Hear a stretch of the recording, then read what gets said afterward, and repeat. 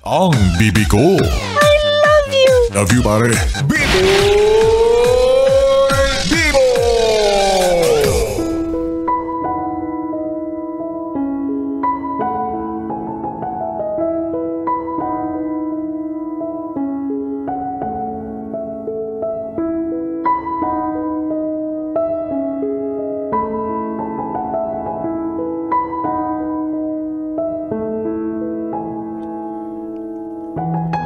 Bibi, isa ka rin bang klase ng magulang na walang katuwang?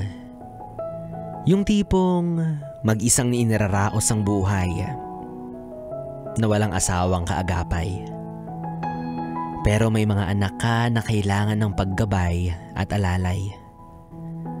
Na sila ring nagsisilbi mong dahilan kung bakit ang iyong buhay ay maging mas makulay. Kaya naman patuloy ka sa iyong pagsisikap. Madalas mahirap. Minsan, hindi ka na makapagpanggap. Pero gayon pa man, tuloy ang laban.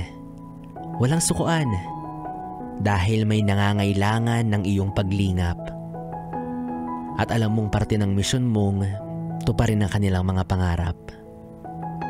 Sabi nga nila, nanay na, tatay pa. Daddy na, mommy pa. Ano ba talaga? Lahat ng roles inako mo na. Sa bagay, ganyan talaga magmahal ang pusong walang hinihinging kondisyon para sa mga mahal mong nagsisilbi mong inspirasyon. Kung hindi rin naman dahil sa kanila, malamang sa malamang, noon pa sumuko ka na. Kaya buti na lang, nandyan sila. Bibi, sa kabila ng bawat hirap at sakripisyo mo, gusto ko lang malaman mong proud ang mga anak mo sa'yo. Masaya sila kasi kahit kulang ng isa ang mga magulang nila, kailanman hindi nila naramdaman na may kakulangan. Paano ba naman? Labis pa sa sobra ang pagmamahal na ibinibigay mo sa kanila. Kumbaga, ikaw at sila lang, sapat na. Kaya saludo ako sa dedikasyon na meron ka. Isa kang magiting na ina na nagpapakaama. O hindi naman kaya ama na nagpapakaina.